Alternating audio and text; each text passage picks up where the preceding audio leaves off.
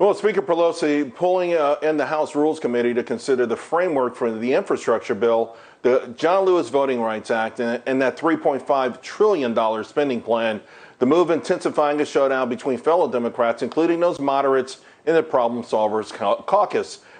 Listen, they've demanded a straightforward vote on infrastructure before they would tackle this gargantuan spending bill. Republican Congressman Guy Reschenthaler of Pennsylvania joins me now. Congressman, it seems to me Speaker Pelosi, she's really holding this bipartisan infrastructure bill hostage. We see it. It's pretty plain. She's daring the moderates in her party to try to stop her.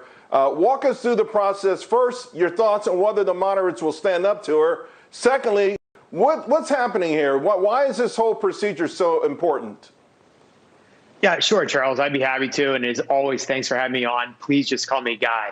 Let's just start with the mechanics here. So I just stepped out of the Rules Committee. And what's happening there is that Nancy Pelosi is combining all three of these bills, like you said, into one rule, meaning that the Democrats will have to vote not individually on each bill or not for each individual bill to bring it to the floor. They'll have to vote on all of them in one vote, which makes it incredibly hard to parse this out. So it's just one way in which he's forcing, I hate saying moderate Democrat, because there's really only, I think, one moderate Democrat left in that party right now, or at least in the House. But the more traditional liberal Democrats, it's pitting them against the liberal progressives. Now, once this, I believe this will pass at a Rules Committee. The question is, will the entire floor pass the rule to call up these three bills? Because remember, Nancy Pelosi, despite the rule, is still insisting that we vote on what I call Bernie Sanders' budget, the $3.5 trillion spending spree. Right. She's still insisting that we vote on that prior to the transportation and infrastructure bill.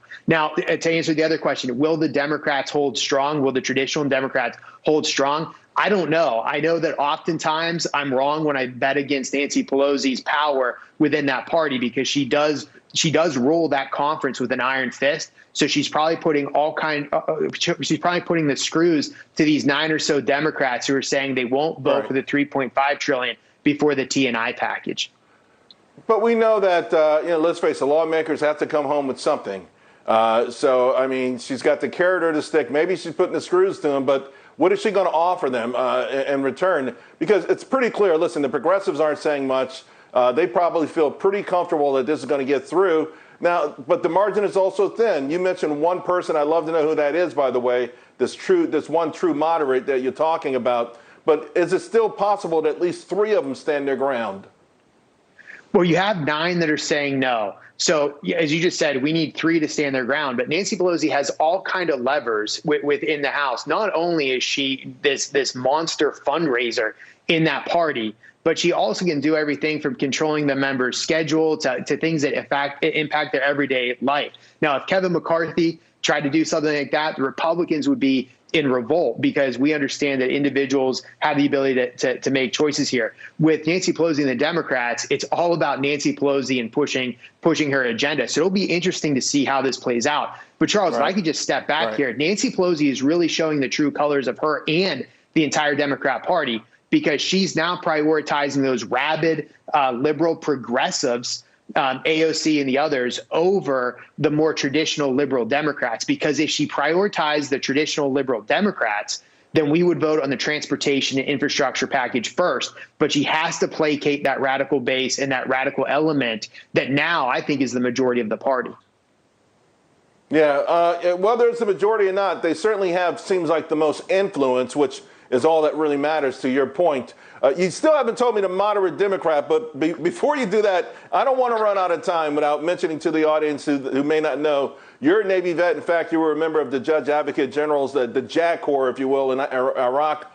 How does it feel? How do you feel watching what's going down in Afghanistan right now? Well, I'm horrified, Charles. And, we could have a discussion whether or not we should have stayed in Afghanistan or not. I think we should have always had a presence at Bagram Air Force Base at the minimum. But the fact that we're now pulling out like this, retreating, and in essence, handing this country back over to the Taliban after being there for 20 years is heartbreaking. It weakens our prestige on the international stage. It makes us more vulnerable now to countries like China and Russia. And it's an absolute embarrassment the way this was done and the way it was conducted. So I am horrified. And this, mark my words, Charles, this retreat, this surrender to the Taliban will be tattooed on Joe Biden's legacy for the rest of his life and moving forward. He has to own this. This will forever stain him, just like the hostage crisis did for Jimmy Carter. This will be with Joe Biden. And since you forced me into it, I'll give a shout out to who I think is the one last true moderate Democrat in the House of Representatives, and that's my good friend from Texas, Henry Cuellar. He's the only one that you can truly say is a blue dog Democrat. The rest, just look at their voting records. They vote 90% in lockstep with Pelosi. I got to tell you, I have huge respect for Cuellar, Congressman Cuellar. He is for the people who sent him to Washington, D.C., period. Congressman Rosenthal, so are you. We appreciate your time and your service to this country. Thank you.